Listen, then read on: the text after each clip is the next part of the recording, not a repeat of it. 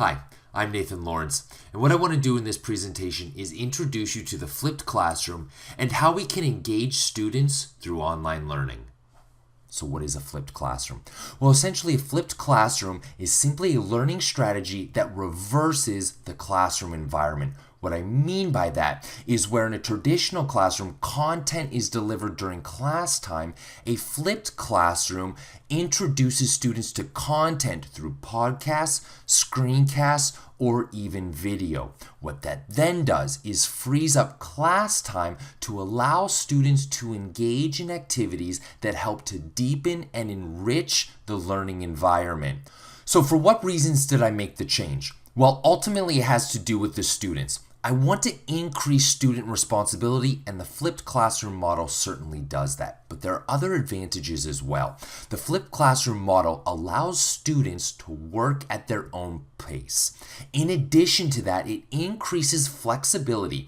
Our students have busy schedules, and because they have access to the content of the course 24/7 online, it allows them to work on course content at a time that best suits them as a student.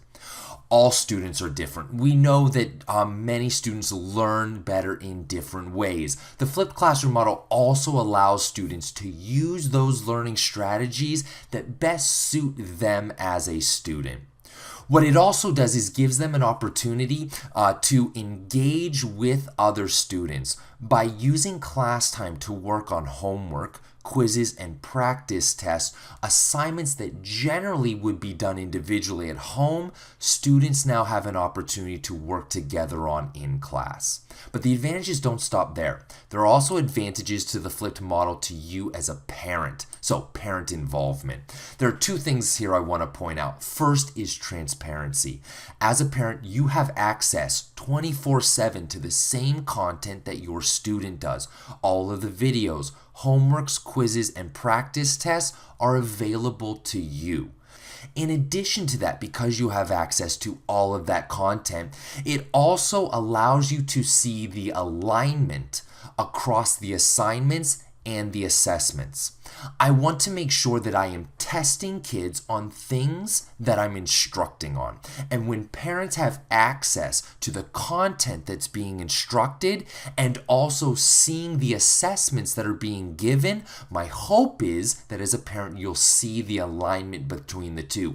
And then finally, the reason for making the change is college prep. What I'm going to look at here in a slide or two is the direction that colleges and universities are going with online education. But before I do that, the next slide here has to do with student success. For the last 3 years here, because I don't have data for 2019, we haven't finished that school year yet, but here on this slide, in 2015 and 2016, my class average for Algebra 2 was an 83%, which is a very decent average for an Algebra 2 class. It's a difficult course, and an 83% is a low B.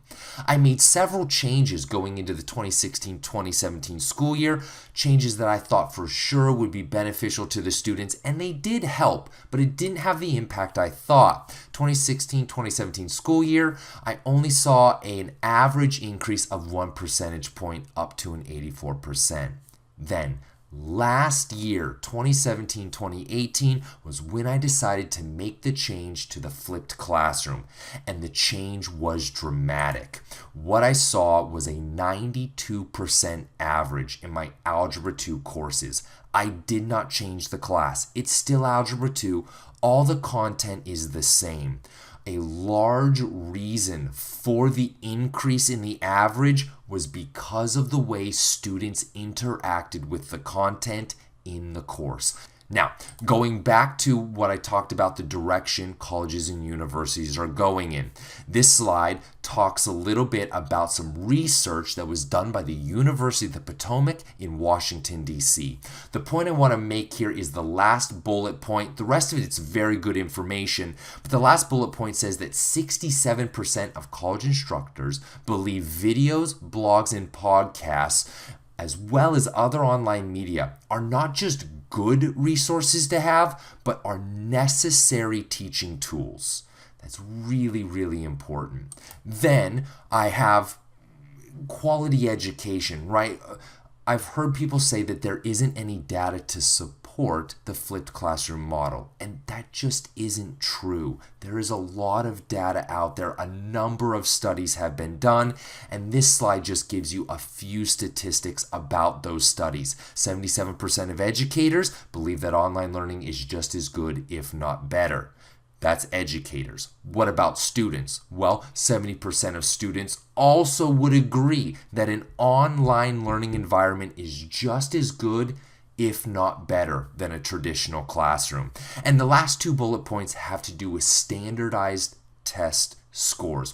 What the study by the University of the Potomac in Washington, D.C. found was that the average score on standardized tests for learners in a traditional classroom was in the 50th percentile. But learners who took part in either an online classroom or a flipped classroom learning environment experienced a 59 percentile average score. Okay, we already talked about a number of the benefits to students of the flipped classroom model, but quickly to run through them again. First, being able to work at a self-pace, especially for students with documented learning disabilities. Being able to take more time on content that they find difficult and work more quickly through content that is either review or they find to be a little bit simpler.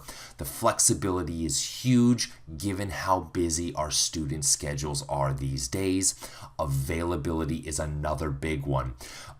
When it comes to availability, the flipped classroom model is really well suited for students who miss class due to a sickness or illness, a family function, or some other circumstance that keeps them out of school. Because the content of the course is available to them 24/7, it allows them to either keep up with the class while they're away or greatly reduces the amount of time that it takes for those students to get caught up once they return to school. We talked about important life skills. It allows students to work much more in collaboration with each other when completing homework assignments, quizzes, and practice tests. We know two heads are better than one. And anytime our students get an opportunity to work together and develop those communication skills that are so vital for working in a group is always going to be beneficial. And then, of course, ownership. It is our students' education. It's their learning, and they should be taking responsibility for it. Now, some drawbacks. There are definitely some drawbacks to the flipped classroom model, but what I want you to understand is that I have thought through these drawbacks, and I believe I have come up with good ways to either minimize, if not eliminate, these drawbacks. First, accountability. By giving students quizzes and practice tests, I'm holding students accountable for the content. That way they can't wait until the last minute to do all of their work. This also goes hand in hand with procrastination. By putting due dates on those quizzes and practice tests, I'm making sure that students aren't waiting until the night before to cram for a test, but that they're having to keep up with a certain schedule, even though they can go at their own pace, so that they're not waiting until the last minute. And then finally, face-to-face time. Definitely a drawback to the flipped classroom model can be that we are encouraging students to spend more time in an independent study behind a screen, listening to a podcast, a screencast, or a video. But I believe that in my model, where we use class time to do things like homework, practice tests, and quizzes, as well as encouraging student collaboration, helps to increase the amount of face-to-face time that they get, not only with their peers, but also with me. The fact that I'm available to answer their questions and to help them when they get stuck. On this slide, what I give you is just some of the sources that I used for the information that I've given to you in this presentation. What I would do is encourage you to please do some of your own research. Using the keywords flipped classroom in Google, you can access more blog posts, websites, and articles than you could possibly read in a lifetime. Of course, I would encourage you to reach out to me if you ever have any questions, comments, or concerns. I'd be happy to meet with you or speak with you individually to answer your questions. Thank you for joining me.